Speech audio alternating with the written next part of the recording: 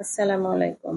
আজ তৈরি করব মজাদার হোয়াইট সস পাস্তা। এই জন্য প্রথমে পাতিলে আমি 1 কাপ পরিমাণ পানি দিয়ে নিয়েছি। পানিটা খুব ভালো মতো যখন ফুটে উঠবে সেই সময় এখানে দিয়েছি 1 টেবিল চামচ পরিমাণ তেল এবং সামান্য লবণ।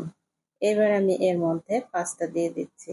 এখানে আমি পেনি পাস্তা ব্যবহার করেছি। এখানে আপনারা আপনাদের ইচ্ছা অনুযায়ী যে কোনো ধরনের পাস্তা ব্যবহার করতে পারেন। তবে পাস্তাটা অবশ্যই 70% সিদ্ধ হলে ভালো হয়। সম্পূর্ণ 100% সিদ্ধ হওয়া যাবে না, তাহলে পাস্তার আসল টেস্টটা পাওয়া যাবে।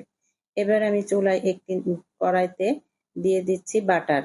এই হোয়াইট সস পাস্তাটা সম্পূর্ণটাই বাটারেই তৈরি করতে হবে। এখানে আমি হাফ বাটার ব্যবহার করেছি। বাটারটা যখন সামান্য একটু মেল্ট হয়ে গেছে তার মধ্যে দিয়েছি রসুন কুচি। রসুন কুচিটা এমনভাবে ভাজতে হবে যেন কোনোভাবে লাল লাল ভাবটা না আসে। সামান্য একটু সটে করে নেবার পর এখানে দিয়ে দিচ্ছি ক্যাপসিকাম, গাজর এবং চিকেন বল। এখানে কিউব করে রাখা পেঁয়াজটাও একই সাথে অ্যাড করে দিয়েছি। এবার বাটারের মধ্যে সম্পূর্ণ সবজি এবং চিকেন বলটা খুব ভালোভাবে ভেজে নিতে হবে। এখানে আমি ব্যবহার করেছি সামান্য লবণ এবং গোলমরিচের গুঁড়া। এখানে যারা খুব বেশি ঝাল পছন্দ করে তারা সামান্য কাঁচামরিচও ব্যবহার করতে পারে। তবে যেহেতু এটা বাচ্চারা খাবে এজন্য আমি এখানে কাঁচামরিচটা ব্যবহার করিনি।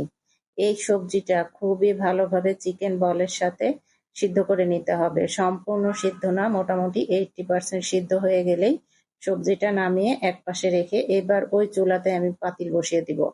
এবার এখানে আরো হাফ যে বাটার রেখে দিয়েছিলাম ওই হাফ বাটারটা এখানে দিয়ে দিতে হবে। সম্পূর্ণ রান্নাটাই আমি আগে বলেছি এটা হোয়াইট সস পাস্তা, সম্পূর্ণ রান্নাটাই বাটারে করতে হবে। বাটারটা দেবার পরে এটা কিন্তু হাই লেভেলে রান্না করা যাবে না। চুলার আঁচটা মিডিয়ামে রেখে খুব অল্প আঁচে রান্নাটা শেষ করতে হবে। তা না হলে বাটারটা পুড়ে যেতে পারে, তাহলে এর অরিজিনাল টেস্টটা আর থাকবে না। বাটারটা যখন মেল্ট হয়ে যাবে তখন সেই বাটারের মধ্যে দিয়ে দিব আমি হাফ কাপ পরিমাণ ময়দা। ময়দাটা এখানে আপনারা হাফ কাপের থেকে একটু কমও ব্যবহার করতে পারেন। আমি পাস্তার অনুযায়ী ময়দাটা ব্যবহার করেছি। ময়দা এবং বাটার থেকে যখন খুব ভালো একটি স্মেল আসবে তখন এখানে দিয়েছি আমি 1 কাপ পরিমাণ লিকুইড দুধ। লিকুইড দুধটা দিয়ে খুব ভালোভাবে নেড়ে নিয়ে এবার এখানে দিচ্ছি গোলমরিচের গুঁড়া, সামান্য লবণ এবং সামান্য চিনি। এবার সম্পূর্ণ মিশ্রণটা থেকে যখন খুব মিষ্টি একটা গন্ধ বের হবে সেই পর্যায়ে এখানে আমি আমার সিদ্ধ করে রাখা পাস্তাটা ব্যবহার করব।